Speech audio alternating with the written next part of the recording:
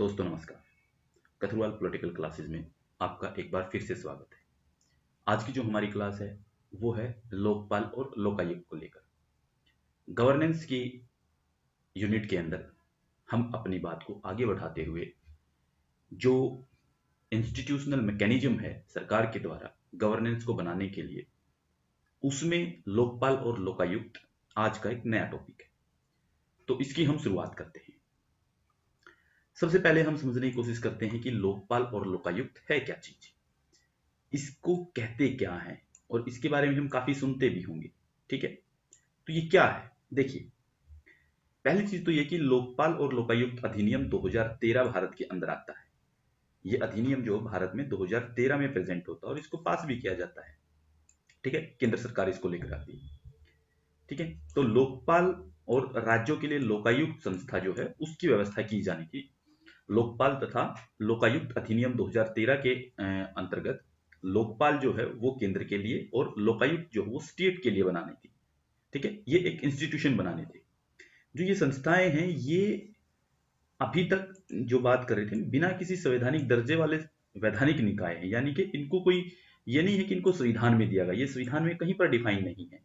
ठीक है, ये सिर्फ सरकार जो है अपनी सुविधा के लिए, लोगों को सुविधाएं अच्छी मिले, लोगों को ज्यादा जानकारियां मिल सके, उसके लिए खुद चालू करती है।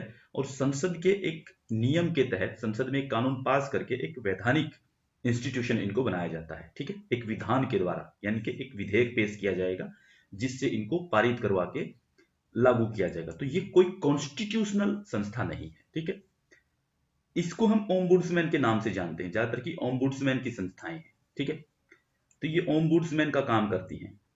ठीक है, और इसमें क्या है कि कुछ फिक्स कैटेगरीज हैं जिनके अंदर की सरकार के जो ऑफिशियल्स होते हैं, सरकार के जो ऑफिसर होते हैं, उनके विरुद्ध, उनके खिलाफ जो करप्शन के आरोप लगे होते हैं उनकी जांच करती है। ठीक है, ये चीज इंपॉर्टेंट है। काम क्या करती है, इसके काम के बारे में हमें देखना है। ठीक है, तो ये जो है कुछ फिक्स कैटेगरी के जो सरकारी अधिकारी होते हैं उनके ऊपर लगे हुए करप्शन के जो एलिगेशन है उनकी इंक्वायरी करेगी ये। ठीक है, तो हमें ऐसी संस्था की जरूरत क्यों पड़ी? भारत के अंदर जो है हमें ऐसी संस्था की जरूरत क्यों पड़ती है? देखिए, प्रशासन जो है उसका कभी ना कभी तो वो खराब होता ही है। तो खराब प्रशासन जो है वो क्या होता है, वो दीमक की तरह जो है देश को खोखला कर देता है। यानी कि प्रशासन के अंदर कमी होना वो देश जो है, हमारा राष्ट्र जो है, नेशन जो है, उसको खोखला कर देगा। ठीक है, उसको कमजोर बना देगा। तो प्रशासन को जो है अपने काम को पूरा करने में जो ये दीमक लग जाती है, यानी कि खामियां, एक समय से ये समझ लीजिए कि एक प्रशासन जो है अगर उसमें कुछ खामियां आ जाए तो वो खराब होता है, और उसी को हम कह रहे हैं, उस खराबी को कह रहे हैं दीमक। तो ये खराबी जो है ये एक एडमिनिस्ट्रेशन को जो काम करने में हमेशा रुकावट डालती है। ठीक है, और जो करप्शन है, करप्शन इस समस्या की जड़ है। सबसे जरूरी है कि इसके अंदर हम देखें कि करप्शन क्या होता है। तो करप्शन जो है वो इस समस्या की जड़ है। मतलब कि करप्शन जो है वो एक एडमिनिस्ट्रेशन को खराब करने में सबसे बड़ा रोल निभाता है। ठीक है, तो अधिकतर जो करप्शन की संस्थाएं हैं, वो पहली बात तो ये है कि वो कंप्लीटली फ्री नहीं थी, उनको पूरी स्वायत्ता नहीं थी या ऑटोनोमस बॉडी नहीं थी वो। ठीक है, यहां तक कि हम देखते हैं कि जो सर्वोच्च न्यायालय, यानी कि हमारा सुप्रीम कोर्ट जो वो कहता है कि जो सीबीआई है, सीबीआई भी जो है वो पिंजरे का तोता है। हमारे सुप्रीम कोर्ट ने सीबीआई को पिंजरे का तोता बता दिया है कि क्यों? क्योंकि वो क्या है कि वो अपने मालिक की आवाज बताता है। ठीक है, यानी कि मालिक कौन है सीबीआई का? सीबीआई का मालिक है गवर्नमेंट। तो गवर्नमेंट की आवाज बन के काम करता है कि वो गवर्नमेंट के लिए काम करता है। ऐसे ही पिछले दिनों हमारे देश के अंदर भी बहुत सारी हलचल होती रही है कि देश के अंदर सीबीआई जो है, सीबीआई किसके लिए काम कर रही है? सीबीआई काम कर रही है गवर्नमेंट के लिए। सीबीआई काम कर रही है सिर्फ उन लोगों के ऊपर जो सरकार में नहीं है। जो सरकार में है उनके ऊपर सीबीआई की कोई कार्रवाई नहीं है। इसी संदर्भ में हमारे सुप्रीम कोर्ट ने भी जो है सीबीआई को पिंजरे का तोता बोल दिया है। ठीक है, तो इसमें कई एजेंसियां जो हैं वो खाली नाम मात्र की, मतलब कि उनके पास पावर है केवल, और उनको ये भी कह सकते हैं कि उनके पास नाम मात्र की पावर तो है ही, वो सिर्फ एडवाइजरी बॉडी बन के रह गई है, एडवाइजरी बॉडीज बन के रह गई हैं। उनका काम जो है वो सिर्फ सलाह तक ही बनाया गया है, और सलाह का भी ये है कि माने या ना माने वो भी जरूरी नहीं है। ठीक है, इसके ऊपर भी उनका कोई खास फोकस है नहीं। तो ऐसी संस्थाएं भारत में, इसके अलावा कुछ इंटरनल ट्रांसपेरेंसी और अकाउंटेबिलिटी जो है उसकी भी समस्या है देश के अंदर।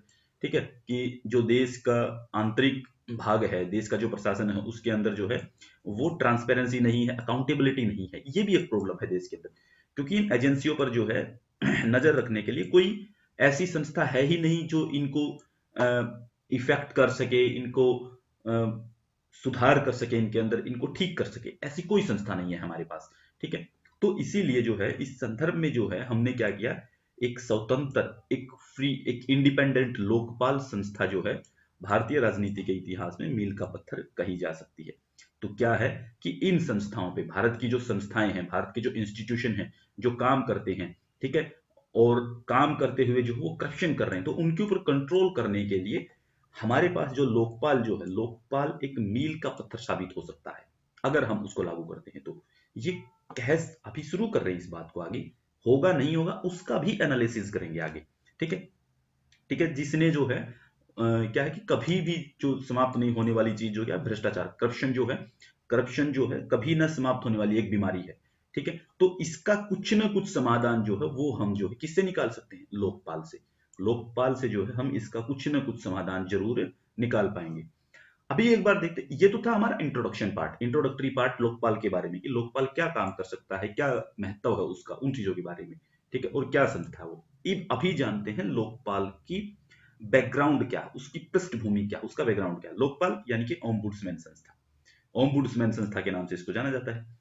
इसकी शुरुआत होती है 1809 में स्वीडन के अंदर। ओम्बुड्समैन की शुरुआत कहां से हुई, 1809 में स्वीडन के अंदर। ठीक है, 20th सेंचुरी में जो है ये जो संस्था है ये ओम्बुड्समैन नाम से विकसित होती है, ओम्बुड्समैन नाम से जो है इसको डेवलप किया गया।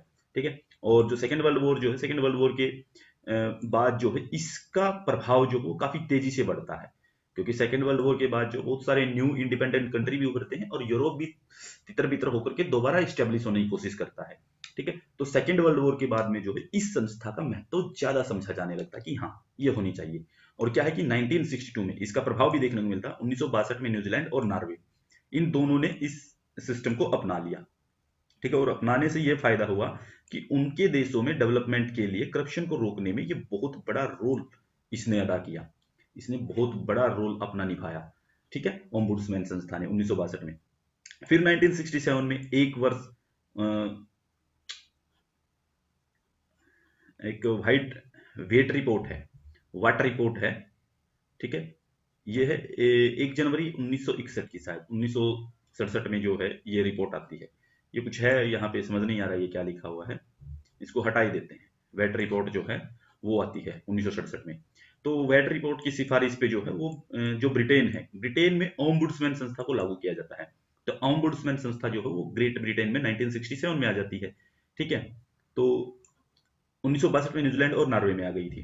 ठीक है, और ये ब्रिटेन जो है डेमोक्रेटिक वर्ल्ड के अंदर पहला बड़ा देश है, यानी कि जिन देशों में डेमोक्रेसी थी उन देशों में सबसे पहले लागू करने वाला, सॉरी, डेमोक्रेटिक कंट्रीज में पहला ऐसा देश, पहला सबसे बड़ा लोकतांत्रिक देश था जिसने ओम्बुड्समैन इंस्टीट्यूशन को अपनाया, ग्रेट ब्रिटेन उस समय पे 1967 में।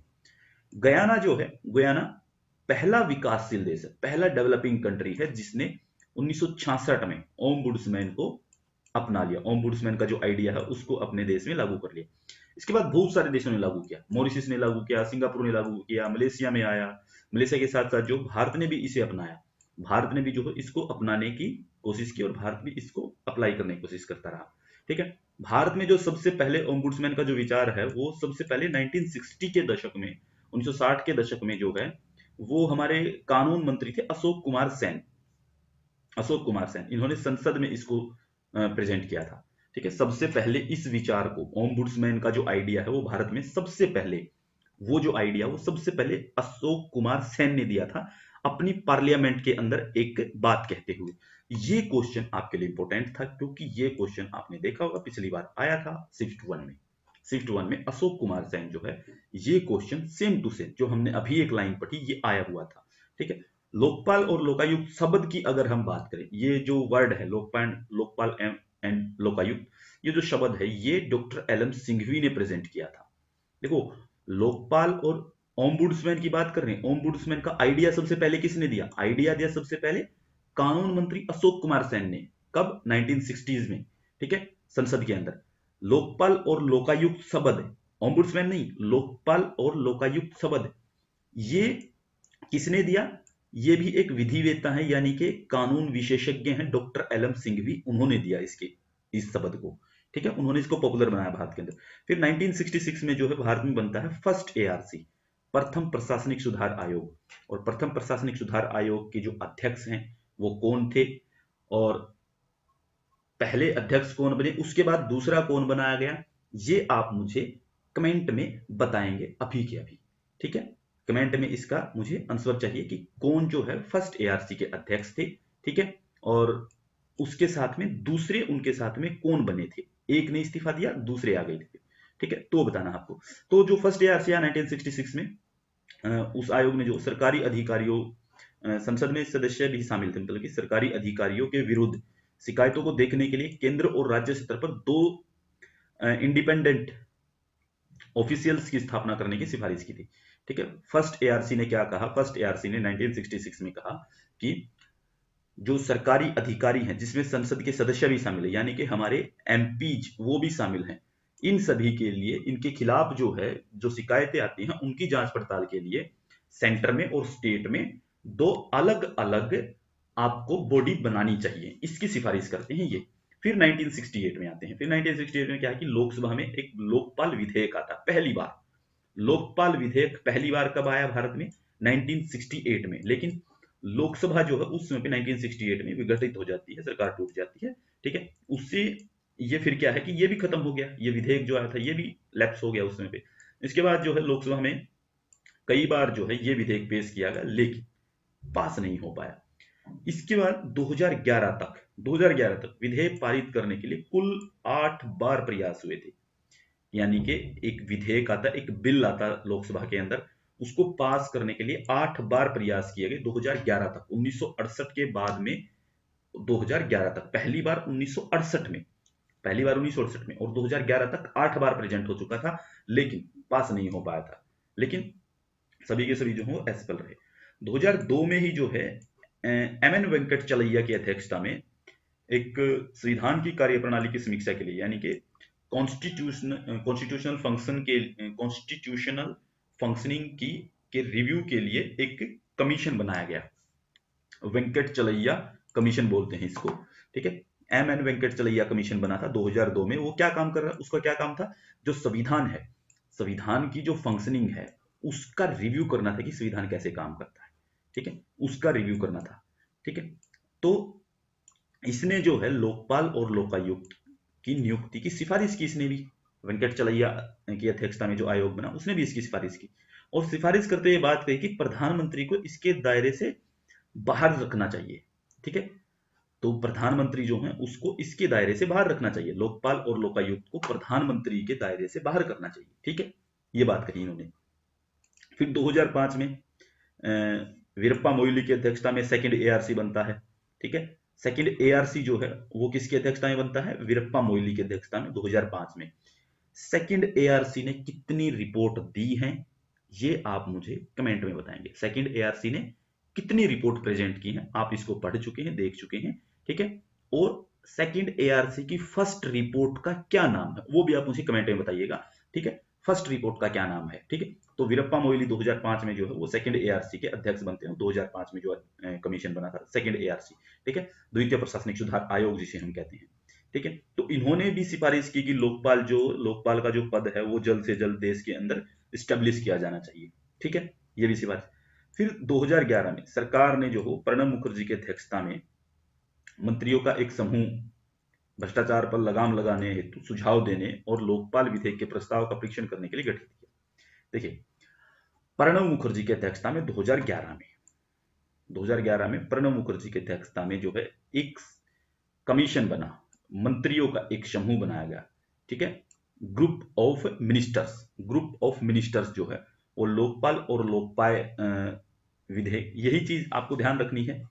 ये जो वीरप्पा मोइली की रिपोर्ट आई थी सेकंड एआरसी की, उसी की जांच के लिए था कि इन्होंने जो जो बातें कही हैं उनको कितनी उनकी कितनी सही है और जितनी इन्होंने सिफारिशें की हैं वो कितनी लागू करनी है।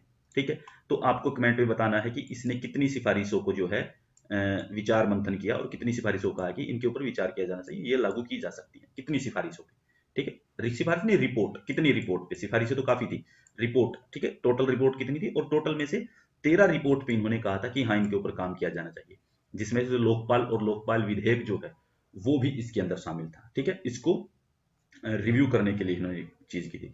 फिर अन्ना हजारे मूवमेंट होता है, भ्रष्टाचार के विरुद्ध आंदोलन। तो अन्ना हजारे मूवमेंट का जो शीर्षक था वो क्या था, भ्रष्टाचार के विरुद्ध भारत आंदोलन। ठीक है, भ्रष्टाचार के विरुद्ध भारत आंदोलन।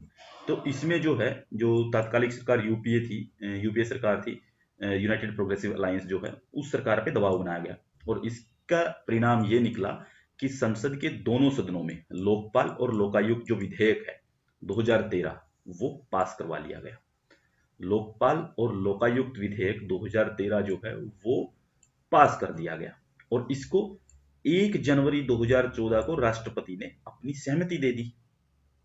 इसी को जो है 1 जनवरी 2014 को, आपको ध्यान रखना है, भारत में पहली बार लोकपाल कब आ रहा है, कब बना पहला किस विधेयक के थ्रू, 2013 में। राष्ट्रपति ने कब अनुमति दे दी, 1 जनवरी 2014 को। यही डेट पूछी जा सकती है कि लोकपाल विधेयक को राष्ट्रपति ने कब फाइनल मोहर लगा के दी, 1 जनवरी 2014 को। लागू कब होता है, 16 जनवरी 2014 को इसको लागू कर दिया गया। ठीक है, ओके, ये बात आपको ध्यान रखनी है। इससे आगे चलते हैं, अब बात करते हैं, इसके बाद ये आ गया, 16 जनवरी 2014 को लागू हुआ। इसके बाद जो ये लागू हो गया, लागू होने के बाद इंस्टीट्यूशन नहीं बने थे अभी तक, कोई लोकपाल जो हो वो नियुक्त नहीं किया गया था। अब उसमें जो है संशोधन के लिए बिल आ गया, लोकपाल एवं लोकायुक्त संशोधन विधेयक 2016। लोकपाल एवं लोकायुक्त संशोधन विधेयक 2016 ये आता है। ये अधिनियम जो 2013 का जो अधिनियम आया था, उसको संसद में जो 2013 में पास हो गया था, 1 जनवरी 2014 को राष्ट्रपति ने मोहर लगाई थी और 16 जनवरी को जो है लागू हो गया था, उसके अंदर संशोधन करना है। ठीक है, ठीक है, उसके अंदर संशोधन करने के लिए लाया गया था 2016 में। ठीक है, तो संसद ने जो इसको जुलाई 2016 में पास भी कर दिया। ठीक है, इसको जो जुलाई 2016 में इसको पास भी कर दिया संशोधन विधेयक को। इसमें क्या निर्धारित किया गया, इसमें डिसाइड किया गया कि विपक्ष के मान्यता प्राप्त नेता के अभाव, मान लीजिए कि विपक्ष जो बैठा है, विपक्ष का कोई एक नेता, जैसे मान लीजिए कि मल्लिकार्जुन खड़गे थे, तो मल्लिकार्जुन खड़गे जो है विपक्ष के नेता है, अगर मान लीजिए वो नहीं है सदन के अंदर, तो वहां पे लोकसभा में जो है, जो सबसे बड़ा एकल, मतलब कि सबसे बड़ा अकेला कोई दल होगा, ठीक है, उस दल का नेता चयन समिति का सदस्य होगा। यानी कि जो चयन समिति थी कि एक लोकपाल को बैठाना है, उसको चयन करना है, उसको नियुक्त करना है, तो उसकी चयन समिति के सदस्य बनने थे। तो उन सदस्यों में एक विपक्ष का नेता भी होता था। अगर मान लीजिए विपक्ष का नेता नहीं है, तो जो भी विरोधी सबसे बड़ा दल होगा, उस दल में से किसी एक व्यक्ति को ले लेना है, वो उसमें सदस्य हो जाएगा उस समय पे चुनने के लिए। तो इसके द्वारा जो 2013 के अधिनियम की जो धारा 44 थी, धारा 44 में 2016 का जो अधिनियम है, जुलाई 2016 में जो पास हुआ, तो 2013 के इस अधिनियम की धारा, 2013 का अधिनियम जो था उसकी धारा 44 में जो है अमेंडमेंट किया गया, जिसमें प्रावधान है कि सरकारी सेवा में आने के 30 दिनों के भीतर लोक सेवक को अपनी संपत्तियों, दायित्वों का विवरण प्रस्तुत करना होगा।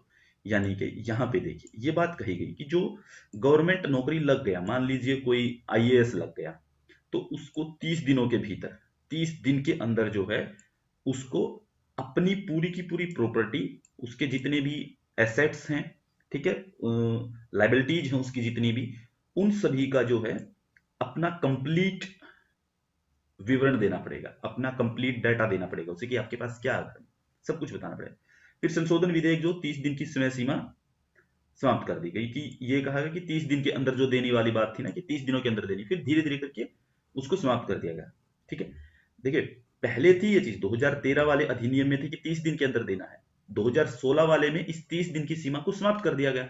2013 में थी 30 दिन के अंदर देना था किसी भी आईएएस आईपीएस जो भी लगेगा, ठीक है, सिविल सर्वेंट को 30 दिन की सीमा के अंदर जो देना था, अब उसको उस सीमा को समाप्त कर देगा। अब लोक सेवक जो हो अपनी संपत्तियों और उसके जो दायित्व हैं उनकी घोषणा सरकार द्वारा निर्धारित रूप में एवं तरीकों से करेंगे। ठीक है, अब सरकार जो उसके लिए नियम बनाएगी कि उसको कैसे देना है, अपना ब्यौरा, पूरा ब्यौरा अपनी प्रॉपर्टी का, अपनी लाइबिलिटीज का कैसे ब्यौरा देना है, उन सभी के बारे में जो है वो सरकार जो है वो नियम बनाएगी, उनके तरीके से करेंगे, फिर उस सरकार के तरीके से। तो यह जो है ट्रस्टी और बोर्ड के सदस्यों को भी जो है, यानी कि जो ट्रस्टी हैं, कोई ट्रस्ट चलाते हैं या बोर्ड, किसी बोर्ड के कोई सदस्य हैं, तो उनको भी जो है अपनी, और मतलब कि कोई पति है, पत्नी है, उनको अपनी सारी की सारी संपत्तियों की जो घोषणा है, अपनी जो एसेट्स हैं उनकी जो घोषणा है, घोषणा करने के लिए दिए गए समय में बढ़ोतरी कर दी गई। पहले कम था समय, तो अब जो है अब ट्रस्टी और बोर्डों के लिए भी समय में सीमा में बढ़ोतरी कर दी गई। ठीक है। उन मामलों के अंदर जहां पे 1 करोड़ से अधिक सरकारी या 10 लाख रुपए से अधिक विदेशी धन प्राप्त हो। ठीक है। देखो, करनी सिर्फ इन मामलों में है कि अपनी परिसंपत्तियां उन मामलों में जाहिर करनी है, उन मामलों में आपको ब्यौरा देना है जहां पे 1 करोड़ से अधिक सरकारी या फिर 10 लाख रुपए से अधिक विदेशी धन प्राप्त हो, 10 लाख रुपए से अधिक विदेशी धन प्राप्त हो, उनको ये घोषणा करनी है। फिर हम बात करते हैं कि इसका स्ट्रक्चर क्या है, लोकपाल का स्ट्रक्चर क्या है, लोकपाल जो बनी है संस्था, उसका क्या स्ट्रक्चर है। पहली चीज तो यही है कि बहुसदस्य, यानी कि इसके अंदर कई सदस्य होंगे, जिसके अंदर एक चेयरपर्सन होगा और अधिकतम 8 सदस्य होंगे। ठीक है, एक चेयरपर्सन होगा और अधिकतम 8 सदस्य होंगे, ज्यादा से ज्यादा 8 लोग हो सकते हैं।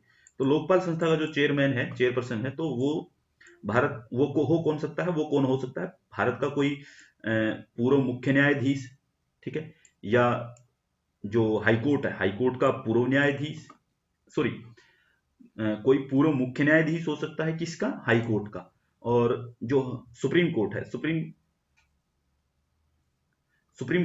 कोर्ट का कोई पूर्व न्यायाधीश हो सकता है, यानी कि पूर्व पहला कोई जस्टिस हो सकता है, पहले कोई जस्टिस रहा हो सुप्रीम कोर्ट में, वो हो सकता है, या फिर चीफ जस्टिस रहा हो हाई कोर्ट के अंदर, वो हो सकता है, या फिर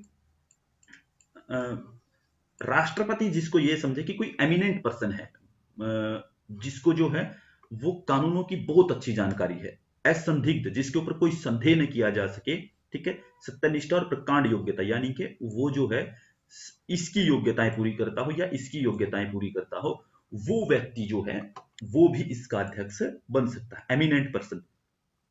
यानी कि उसमें भी क्या चीज होनी चाहिए, वो कम से कम जिसके पास करप्शन से रिलेटेड जो पॉलिसी होती है, भ्रष्टाचार विरोधी नीति, या फिर सार्वजनिक प्रशासन, पब्लिक एडमिनिस्ट्रेशन जो है उसके बारे में, या फिर जो विजिलेंस कमीशन होता है उसके अंदर काम कर चुका हो, फाइनेंस के अंदर काम कर चुका हो, बीमा में काम कर चुका हो, या बैंकिंग में काम कर चुका हो, या कानून के अंदर रह करके, या फिर मैनेजमेंट में जो हो, कम से कम उसको 25 साल का ज्ञान होना चाहिए, 25 साल का अनुभव होना चाहिए इन सब चीजों का।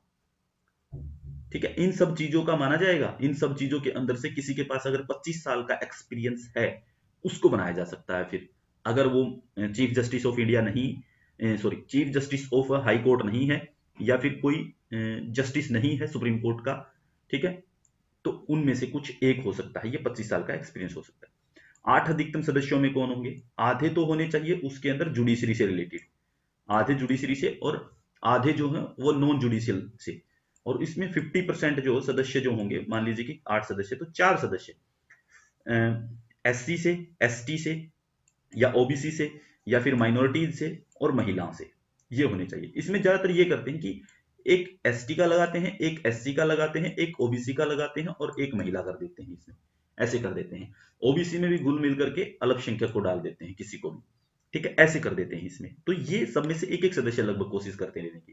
फिर लोकपाल संस्था जो है, लोकपाल संस्था के जो जुडिशियल मेंबर हैं, यानी कि जो न्यायिक सदस्य होते हैं, या तो सर्वोच्च न्यायालय का, यानी कि जो सुप्रीम कोर्ट है, सुप्रीम कोर्ट का पूर्व न्यायाधीश, ठीक है, पहले कोई जस्टिस रहा है, या फिर किसी उच्च न्यायालय का पूर्व मुख्य न्यायाधीश, यानी कि chief justice of high court, वो होना चाहिए लोकपाल संस्था का न्यायिक सदस्य, वो होना चाहिए। ठीक है, गैर न्यायिक अगर मान ले कि जो नॉन जुडिशियल से अलग है, जुडिशियल से अलग है, जो नॉन जुडिशियल हैं, उन मेंबर्स की अगर हम बात करें, तो उनके ऊपर वही चीज कि वो व्यक्ति जो एमिनेंट पर्सन होने चाहिए, एमिनेंट पर्सन की बात करेंगे, जिसके पास जो वही चीजें कि 25 साल का जो है विशिष्ट ज्ञान होना बहुत जरूरी है, वो चीजें। फिर जो लोकपाल संस्था के चेयरपर्सन है, उनके सदस्यों का जो काम होगा वो 5 साल या 70 साल की आयु तक होना चाहिए।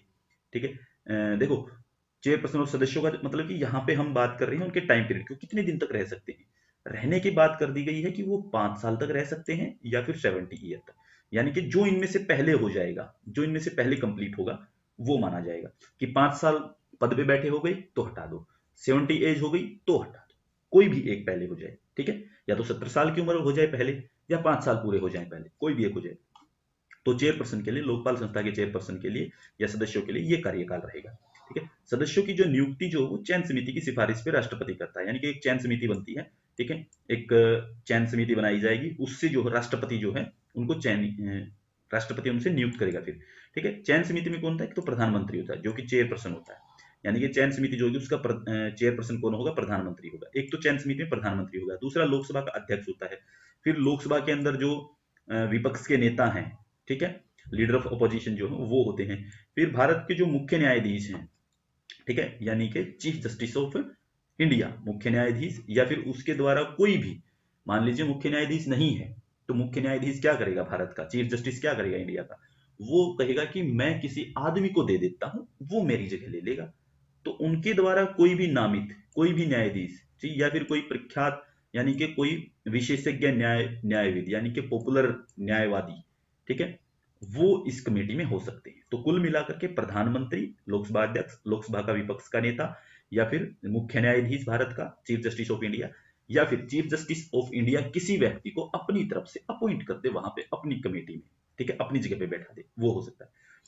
लोकपाल और सदस्यों के चुनाव के लिए जो चयन समिति कम से कम 8 व्यक्तियों का एक सर्च पैनल, खोजबीन समिति बनाती है, यानी कि लोकपाल के जो सदस्य हैं उनके लिए क्या होता है, एक खोजबीन समिति बनाई जाती है, ठीक है, 8 व्यक्तियों की, यानी कि वो 8 व्यक्तियों की कमेटी डिसाइड करके देगी कि इन लोगों में से चुन लो, ठीक है, वो लेके आएगी। वो कैसे काम करती है लोकपाल खोजबीन समिति, पूरा मैकेनिज्म समझ लिए कैसे लोकपाल नियुक्त होता है, ठीक है। तो लोकपाल अधिनियम 2013 के अधीन जो कार्मिक एवं प्रशिक्षण विभाग यानी कि पर्सनल एंड ट्रेनिंग डिपार्टमेंट जो है उनके अभ्यर्थियों की एक सूची बनेगी, ठीक है। उसके अंदर जो काम करने वाले लोग हैं उनकी एक सूची बनती है, जो लोकपाल संस्था का चेयरपर्सन या सदस्य बनने के इच्छुक हो, यानी कि कोई कहे कि मैं बनना चाहता हूं तो उनकी एक सूची बनेगी, उनकी एक लिस्ट आएगी। उस लिस्ट को जो है कहां से होंगे, पर्सनल एवं ट्रेनिंग डिपार्टमेंट से, ठीक है, वहां से लिस्ट आएगी बन करके, ठीक है। इसके बाद जो है वो जो लिस्ट है वो उस लिस्ट को जो है वो प्रस्तावित यानी कि जो खोजबीन समिति के 8 सदस्य थे उनके पास उनको भेजा जाएगा, ठीक है। और वही जो वो 8 लोग जो वो नामों को शॉर्ट लिस्ट करके प्रधानमंत्री की अध्यक्षता वाली जो गठित चयन समिति है, ठीक है, उसको ये भेज देंगे, ठीक है। प्रधानमंत्री की अध्यक्षता वाली जो चयन समिति है उसको ये भेजेंगे, ये जो खोजबीन समिति है ये 8 सदस्यों वाली, ये कुछ शॉर्ट लिस्ट करके कुछ नामों को भेज देते हैं।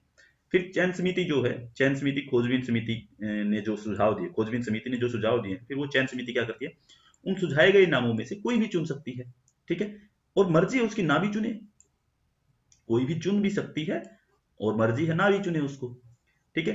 तो इसी तरीके से सितंबर 2018 में सरकार ने जो है सर्वोच्च न्यायालय के यानी कि सर्वोच्च न्यायालय के जो पूर्व न्यायाधीश हैं, यानी कि भारत के सुप्रीम कोर्ट के पूर्व न्यायाधीश रंजना प्रकाश देसाई, उनकी अध्यक्षता में एक खोजबीन समिति गठित की गई थी।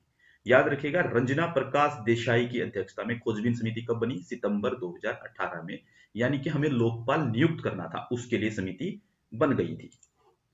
2013 का अधिनियम जो है ये भी प्रावधान करता है, ठीक है, 2013 में जो अधिनियम बना था वो ये प्रावधान करती है सभी राज्य सरकारें, यानी कि सभी राज्य सरकारों को ये गाइडलाइन देता है कि ये जो अधिनियम है ये पास हो गया, यानी कि 2013 में ये कानून बन गया, ठीक है। इसके कानून बनने के बाद में लोकपाल अधिनियम बन गया, लोकपाल एक कानून बन गया, तो उसके लागू होते ही राज्य सरकारों को, स्टेट गवर्नमेंट्स को अधिनियम के 1 साल के अंदर, यानी कि 2013 में हुआ, यानी कि लागू कब हुआ था, 16 जनवरी 2014 को, यानी कि 16 जनवरी 2015 तक 1 साल के अंदर अपना लोकायुक्त पद स्थापित कर देना था, ठीक है। ये स्थापित करने की घोषणा हो गई थी इस अधिनियम में, ठीक है। इससे आगे देखते हैं कि जो लोकपाल बनेगा या लोकायुक्त बनेगा उसकी क्या पावर है, उसके पास क्या शक्तियां हैं। देखिए ये बहुत इंपॉर्टेंट है। लोकपाल के क्षेत्राधिकार में प्रधानमंत्री आता है, सारे मंत्री आते हैं, संसद के सारे सदस्य आते हैं, यानी कि और जो ग्रुप हैं ए बी सी और डी के जितने भी अधिकारी हैं, ठीक है, केंद्र सरकार के सारे अधिकारी इसमें शामिल होते हैं। इसके बाद लोकपाल का प्रधानमंत्री पर क्षेत्राधिकार केवल भ्रष्टाचार के उन मामलों तक सीमित रहेगा, ठीक है। देखो, प्रधानमंत्री का जो मामला है ना, वो कहां तक है, प्रधानमंत्री के ऊपर कहां तक जांच की जा सकती है। वो कहते हैं कि करप्शन के सिर्फ वो मामले, भ्रष्टाचार के सिर्फ वो मामले होंगे जिनके अंदर इंटरनेशनल रिलेशन से रिलेटेड, सुरक्षा सिक्योरिटी से रिलेटेड, यानी कि डिफेंस से रिलेटेड, पब्लिक पब्लिक वेलफेयर से रिलेटेड, लगा लीजिए लोक व्यवस्था से, परमाणु ऊर्जा से रिलेटेड और अंतरिक्ष से संबंधित नहीं हो। यानी कि इन सब चीजों से अलग अगर कोई बात है तो वो तो लोकपाल जांच कर सकता है, बाकी किसी की जांच का अधिकार जो वो लोकपाल को नहीं है। आप समझ गए ना मेरी बात को, मैं क्या कहना चाहता हूं कि प्रधानमंत्री के ऊपर अगर लोकपाल जांच करना चाहता है तो उसके ऊपर जो मान लीजिए भ्रष्टाचार का आरोप लगा है, तो उसकी जांच जो है लोकपाल किसकी नहीं कर सकता, अंतर्राष्ट्रीय मामलों से, डिफेंस से, लोक व्यवस्था से, हमारी न्यूक्लियर एनर्जी से, या जो स्पेस से रिलेटेड बात होगी उनसे रिलेटेड अगर कोई करप्शन का आरोप लगता है तो आप जांच नहीं कर सकते। जैसे कि राफेल का मामला उठा 2016 में, तो राफेल के मामले की जांच जो है वो लोकपाल नहीं कर सकता, वो उसके क्षेत्राधिकार में नहीं है। वो प्रधानमंत्री से रिलेटेड मामला बताया गया, लेकिन लोकपाल के क्षेत्राधिकार में नहीं है, क्योंकि वो किससे जुड़ा हुआ है, वो जुड़ा हुआ है हमारे डिफेंस से रिलेटेड, वो जुड़ा हुआ हमारे इंटरनेशनल रिलेशन से रिलेटेड। ठीक है, उन चीजों से रिलेटेड। फिर जो है संसद में अगर कोई बात कह दी जाए, संसद में कही गई किसी बात या दिए गए वोट के मामले में, मान लीजिए किसी मंत्री ने, किसी सदस्य ने कोई बात कही संसद में, या फिर अ, उसने जो है कोई बात कहने से जो है उसने कोई अपना वोट चेंज किया, कहीं पे वोट डाला है, उस वोट के मामले में मंत्रियों या सांसदों पर लोकपाल जो है वो जांच नहीं कर सकता, उसका कोई क्षेत्राधिकार नहीं है। ठीक है, यहाँ पे ये बात कही गई, यानी कि संसद में कोई भी कुछ भी आरोप लगा दे उसकी जांच नहीं हो सकती है। ठीक है, इसके क्षेत्राधिकार में जो है वो व्यक्ति भी शामिल है। देखिए एक बात ध्यान रखिए, लोकपाल के क्षेत्राधिकार में जो इंडिविजुअल भी शामिल है, यानी कि और कुछ ऐसे जो समिति हैं या बॉडीज हैं उनके प्रभारी, यानी कि कोई मान लीजिए कि प्राइवेट संस्थाएं भी इसमें शामिल होती हैं, प्राइवेट संस्थाएं सारी शामिल हैं इसके अंदर। उसमें क्या है कि कोई डायरेक्टर है, ठीक है, कोई मैनेजर है, कोई सेक्रेटरी है, वो सब वो सब इसके अंदर शामिल होगी। कि तो जो कौन से, जो कि जो सेंट्रल गवर्नमेंट के कानून द्वारा स्टैब्लिश किए गए हों, उन कानूनों को, यानी कि सेंट्रल गवर्नमेंट का जो कोई भी लॉ है उसके द्वारा कोई संस्था बनाई गई है, कोई बॉडी बनाई गई है, उनके जो डायरेक्टर हैं, उनके जो मैनेजर हैं, उनके जो सेक्रेटरी हैं, वो सब शामिल होंगे। या फिर किसी अन्य संस्था का जो केंद्र सरकार या वित्त पोषित, केंद्र सरकार किसी को पैसा देती है, कंट्रोल करती है, ठीक है, तो उनके अंदर अगर किसी पे मतलब कि रिश्वत लेने का, घूस लेने का, ठीक है, कोई मामला मिलता है तो वहां पर भी इसकी जांच की जा सकती है। ठीक है, फिर है जैसे लोकपाल अधिनियम जो है ये आदेश देता है, लोकपाल अधिनियम आदेश देता है कि सभी लोक सेवक अपनी और अपने आश्रितों, यानी कि उसके साथ जुड़े हुए जो उसके नीचे, मतलब कि जो उसके ऊपर डिपेंड हैं, ठीक है, उसके ऊपर डिपेंड जो है उनकी जितनी भी संपत्तियां हैं, ठीक है, यानी कि परिसंपत्तियां होती हैं, उनकी जितनी भी एसेट्स हैं, उनकी जितनी भी लाइबिलिटीज हैं, उनको बताना पड़ेगा। ठीक है, वो सारी की सारी बतानी पड़ेगी लोक सेवकों को, यानी कि सिविल सर्वेंट्स को।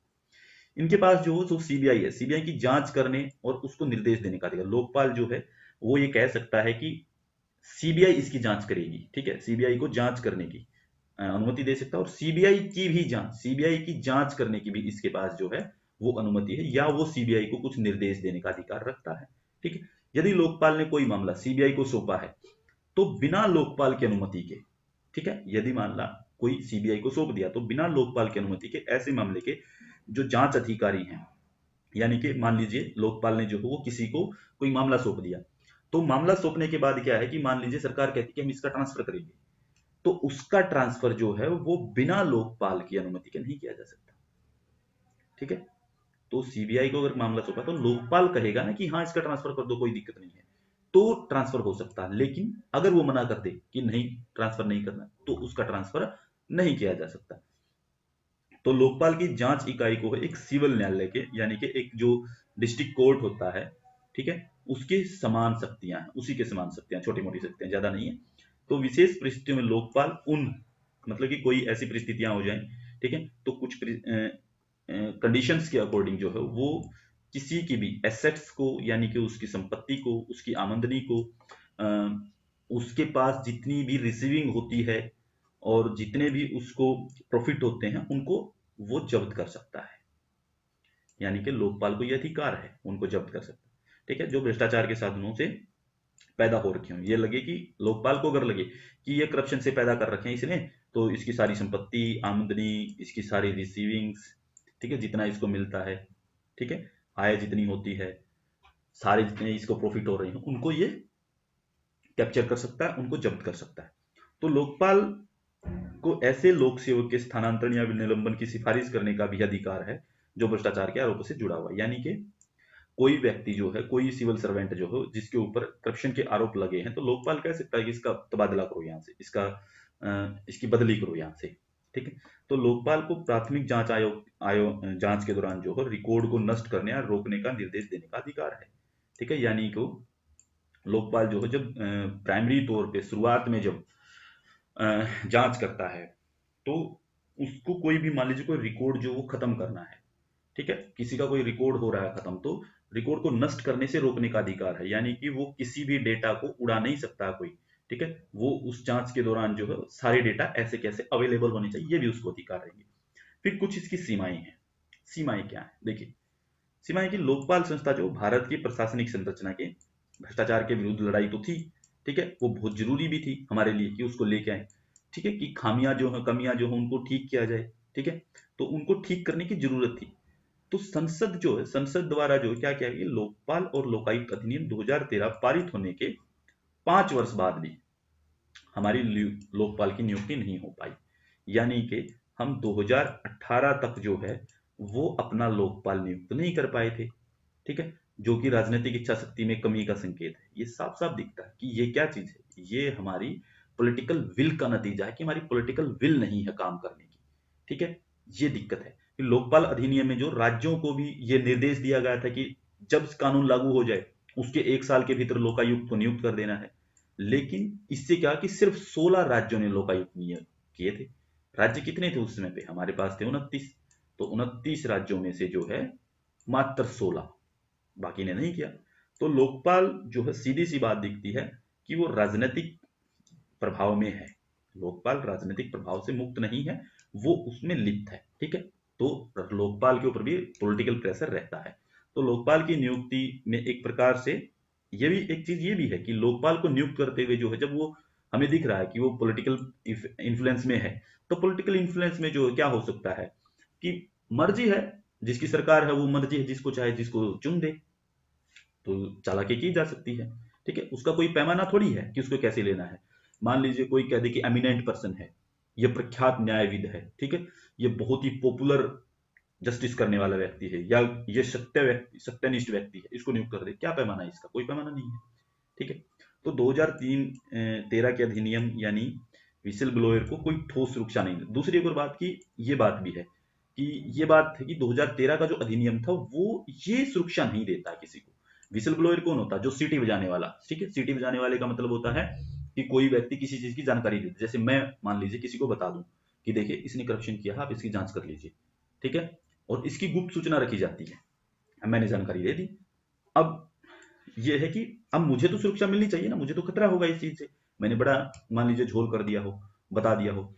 तो जो आरोपी व्यक्ति है, मान लीजिए मैंने किसी के ऊपर आरोप लगाया और वो निर्दोष पाया जाए, तो जिसने शिकायत कर दी, मैंने शिकायत की थी मान लीजिए, मेरे खिलाफ जांच शुरू करेगा वो।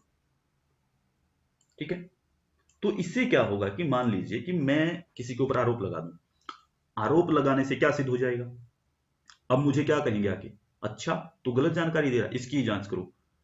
ऐसे में कौन शिकायत करेगा, जिसको डर हो कि यार अगर ये तो पावरफुल व्यक्ति है और ये बच जाएगा, और बच गया तो मैं तो फंस गया, ये तो मुझे मरवा देगा बाद में अपनी पावर का यूज करके। ठीक है, अब मैं कह दूं कि प्रधानमंत्री पे आरोप लगा दूं, मैं, जांच तो नहीं होगी। मैं किसी विधायक पे आरोप लगा दूं, जांच तो नहीं होगी, और वो विधायक पावरफुल है, मैं फंस जाऊंगा वापस। तो इसीलिए जो है व्यक्ति को ये हतोत्साहित करता है, डिमोटिवेट करता है। ठीक है, तो सबसे बड़ी कमी जो है न्यायपालिका को लोकपाल के दायरे से बाहर करना। एक कमी ये भी है कि जो हमारी जुडिशरी है, जुडिशरी को लोकपाल से बाहर कर रखा कि लोकपाल जो है जुडिशरी की जांच नहीं कर सकता। जुडिशरी क्या जांच करेगा, वो जुडिशरी में कोई करप्शन है ही नहीं, ये कहा जाता है। जुडिशरी तो न्याय करती है, न्याय करने वाली संस्था, उसकी क्या जांच करेगा, जुडिशरी को बाहर किया गया, ये भी गलत बात है। ठीक है, तो लोकपाल को कोई संवैधानिक आधार नहीं दिया गया कि ये कोई कॉन्स्टिट्यूशनल बॉडी है, नहीं है, सिर्फ एक विधेयक से पारित की गई चीज है। ठीक है, तो लोकपाल के विरुद्ध जो है, दूसरी कुछ लोकपाल के विरुद्ध कोई अ, अ, अपील कर दे कि लोकपाल ने गलत किया है, लोकपाल ने जांच पड़ताल में कमी की है, लोकपाल ने बायसनेस दिखाई है, उसके खिलाफ जांच का कोई प्रावधान नहीं है। उसके खिलाफ कोई अपील कर दे, ऐसा कोई प्रावधान नहीं। लोकपाल की नियुक्ति से संबंधित जो विवरण पेश किए गए हैं राज्यों पर छोड़ दिए गए कि लोकायुक्त जिसको नियुक्त करना है राज्यों को, ठीक है, वो सारे के सारे राज्य अपनी मर्जी से कर सकते हैं। ठीक है, कुछ सीमा तक सीबीआई की जो कार्यात्मक स्वतंत्रता है, आवश्यकता को निदेशक की नियुक्ति में जो है इस अधिनियम में संशोधन करके पूरा किया गया है। ठीक है, फिर है जैसे भ्रष्टाचार के विरुद्ध मान लीजिए शिकायत है, उस तिथि से क्या है कि मान लीजिए करप्शन के खिलाफ कोई शिकायत है, ठीक है, जिस तिथि को मैं शिकायत कर रहा हूं उस तिथि से लेकर के 7 साल के बाद पंजीकृत नहीं की जा सकती। मान लीजिए कि मैंने शिकायत की आज और मैं कह रहा हूं कि उस साल में, पिछले उस साल में घोटाला हुआ था और मैं आज शिकायत कर रहा हूं, तो आज शिकायत की है उससे सिर्फ 7 साल पहले होना चाहिए वो। अगर वो 7 साल से एक दिन भी ज्यादा मिला पीछे, कि मैं मान लीजिए कि आज तारीख है 13 तारीख, ठीक है, 13 तारीख, 13 फरवरी 2023, आज से 7 साल पहले जाएंगे तो 2016, मामला 2015 का हुआ तो ये कहते कि अगर 7 साल से पीछे का मामला हो, 7 साल से ज्यादा हो गए हैं, तो फिर जो उसकी जांच नहीं हो सकती। ठीक है, तो उसको कथित अपराध किए जाने का उल्लेख हो, मतलब कि उससे क्या है कि उसकी शिकायत को जो है नजरअंदाज कर दिया जाएगा, वो शिकायत नहीं ली जाएगी। वर्तमान में हमारी लोकपाल संस्था की क्या स्थिति है, इसको देख लेते हैं। वर्तमान में लोकपाल संस्था जो वो क्या कर रही है। प्रधानमंत्री की अध्यक्षता वाली चयन समिति ने जो है ये गलत लिखा हुआ है, इसी वर्ष लिखा हुआ है, तो यहां पे कर लेना।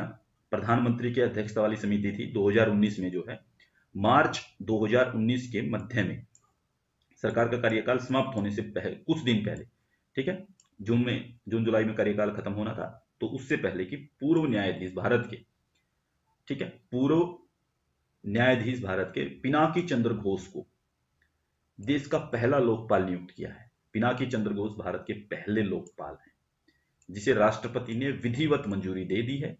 ठीक है, तो लोकपाल में अध्यक्ष के अलावा 4 न्यायिक और 4 गैर न्यायिक सदस्य भी नियुक्त कर दिए गए। न्यायिक सदस्यों में अगर हम देखें, यानी कि जो जुडिशरी से रिलेटेड हैं, तो justice Dilip B Bhosale, justice Pradeep Kumar Mohanty, justice Abhilasha Kumari और जस्टिस अजय कुमार त्रिपाठी, ये लोग हैं। ठीक है, फिर दूसरे जो हैं एसएसबी की पूर्व प्रमुख अर्चना, मतलब कि जो नॉन जुडिशियल हैं वो हैं एसएसबी की पूर्व प्रमुख अर्चना रामचंद्रम और महाराष्ट्र के पूर्व मुख्य सचिव दिनेश कुमार जैन, ठीक है, महेंद्र सिंह और इंद्रजीत प्रसाद गौतम को गैर न्यायिक सदस्य यानी कि नॉन जुडिशियल मेंबर बनाया गया है। तो इसके साथ ही जो है यहीं पे जो है भारत में एक लोकपाल संस्था जो है वो अस्तित्व में आ गई।